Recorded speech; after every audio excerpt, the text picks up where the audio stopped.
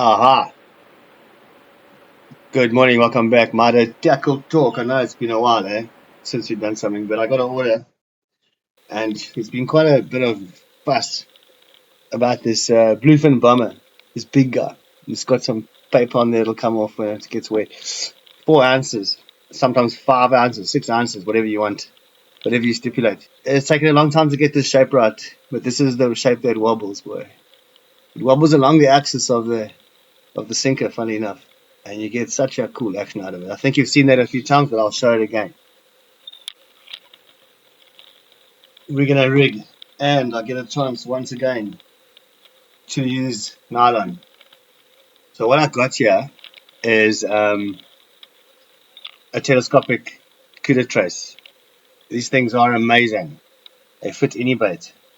They all extend, and you can choose the length of this bait that you are running in. But anyway, I'm going to put it all back together. This is the compact configuration. And then when it's out, it gets this far. It gets huge. But let's start there. Okay, so here's a small one. It's rigged already. This has got wire. This is a 2 ounce version. Can handle a shad or a sardine or something. And there's the telescopic vibe once again. So that's it in its compact configuration. And then you just poof, and it locks there. There you have a trace that can handle a bonito, a shad, a small walla walla, a half peak, a silky, and whatever else, then putting it back together. Okay, so this is one that's got wire, but we are going to rig with nylon. I like to use 300-pound nylon. I've tested this stuff before on the teeth of a couta. I put the couta down and I scraped over his mouth. 100-pound line, nothing. 80-pound, nothing. 50-pound is a joke. 200-pound, eventually it gets through.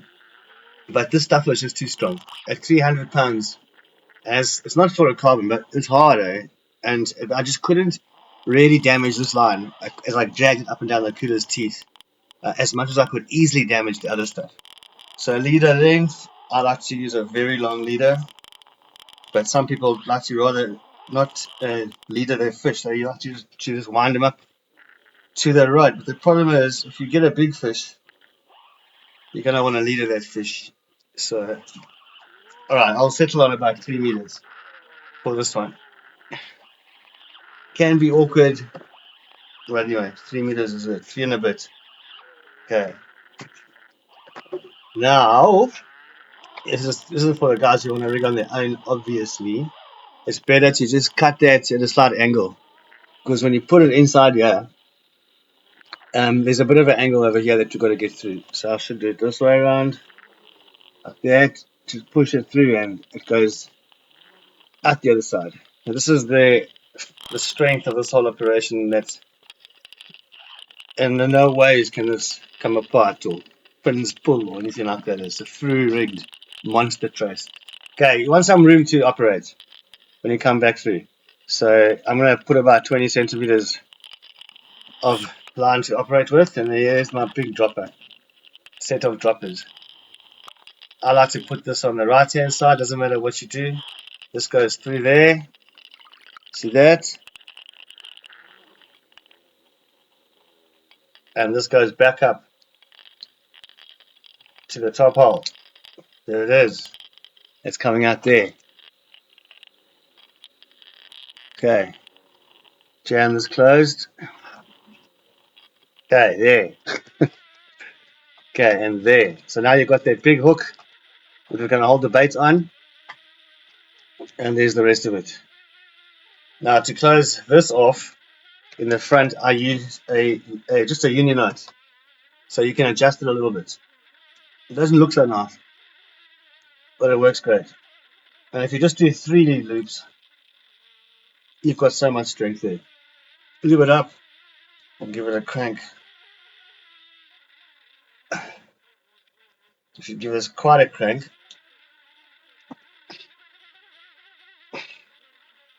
okay, that's what you're looking at. The hook must pull from the middle. Let's trim that tag end, and you'll see this is loose and adjustable, and it gives you just enough place there to get that hook into that bait. Can be quite awkward, that job, but if you push it up to the top like this, you've got a hell of a lot there that you can go in the bottom jaw and out the top jaw. The bait should hang on here and move a bit. Right. On the other end, I'm just going to put a loop with a swivel because you never know if the guys use clips or not. I love using clips, but not all the time can you use clips. So I'm just going to tie a Rapala knot on this side, put a swivel on, but if there is a clip, rather, it can just clip on. Rapala knot, very simple. Not sure if you can call it a Rapala knot, but we will call it a Rapala knot. Since we all did grow up fishing with Rapalas. What you catch it with? Yeah, I caught it on a Rampala, Pretoria rough. Okay.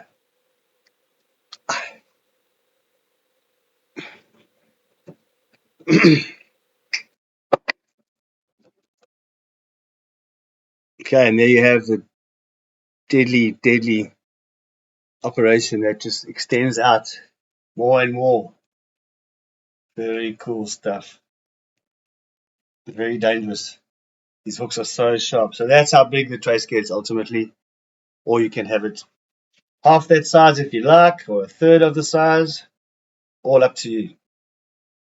Okay. I will start making more MYDO videos, I promise. But in the meantime, good luck to Sven. Sven, off you go, buddy.